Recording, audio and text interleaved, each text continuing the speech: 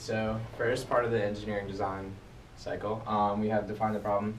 We were given the challenge to create a probe, a nuclear probe that would read the light coming out of the nuclear reactor. The next part of the design cycle was research. So to understand more about how this probe was going to be made, we had to research nuclear reactors and the light that it emits. So it's also called Cherenkov radiation. But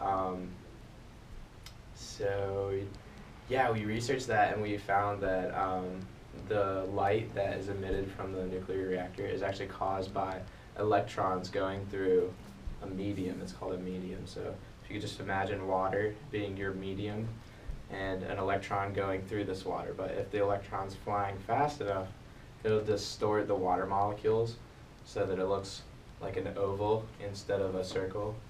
And when it flies by, they go back to normal shape. So it goes from like a circle to an oval to a circle. And that creates an electromagnetic pulse that pulsates through the water, causing the blue light.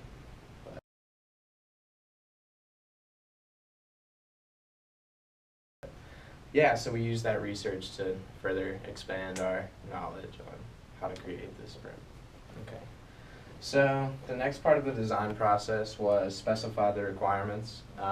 We had to design this probe so that it would be waterproof. So it could be submerged in the reactor pool that NC State has.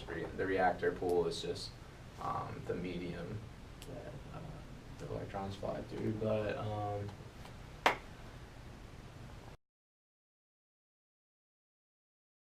the next part of the design cycle was brainstorm and choose a solution. So we came up with a blueprint and that we thought would work, that would be waterproof and meet the requirements. And so we went to Lowe's and we bought our materials.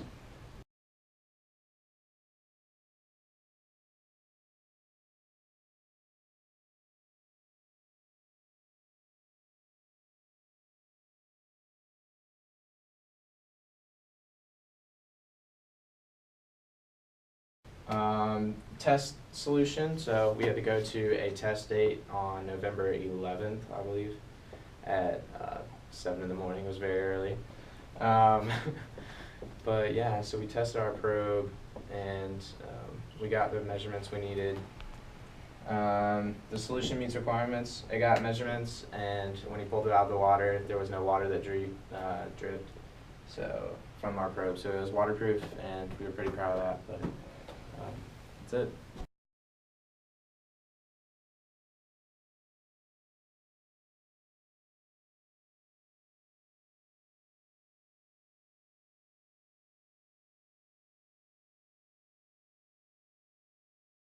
Ready?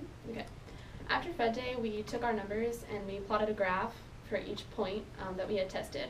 And we found a line on Excel on our graph, and we used that to find an equation, and we inserted our numbers into the equation to find the mystery power level. We found that we thought that the reactor had been at about 325 kilowatts. It was actually, as we found out on Fed Day, at 350 kilowatts. So our error percentage was about 7.4%. That error percentage played a huge role in determining our placement on Fed Day. While some teams were closer to 100% error, other teams were closer to about 0% errors, so that placed us about in the middle.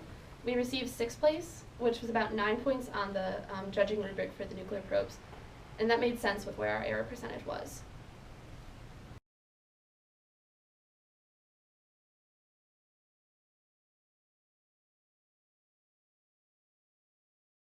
The first challenge we had for the nuclear probe project was making sure it was waterproof, because we were going to submerge the probe into a pool of water. The second challenge was testing the diodes, because we were unsure of exactly what the numbers meant that we got, and we weren't sure if they were actually accurate as to the readings we gave them via the flashlight we shined on the diodes. The last challenge was we only had one shot to get it right, so if we messed up on our original testing day, we wouldn't be able to assign a new one because all the other ones were full.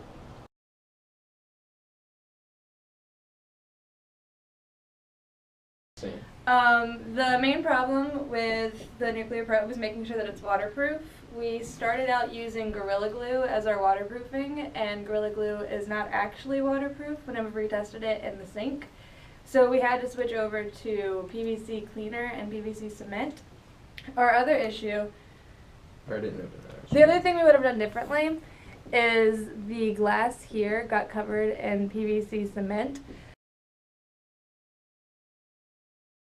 If it had been a little bit clearer whenever we went on our testing date, we could have gotten more accurate readings from the nuclear reactor. So to help with that issue, you can try and find a way to make sure that your whatever cement you're using or whatever glue you're using doesn't run, and which is really difficult because it's on the inside of a 10-foot pole. But if you can figure out a way, then that's really recommended so that you can actually have a clear screen.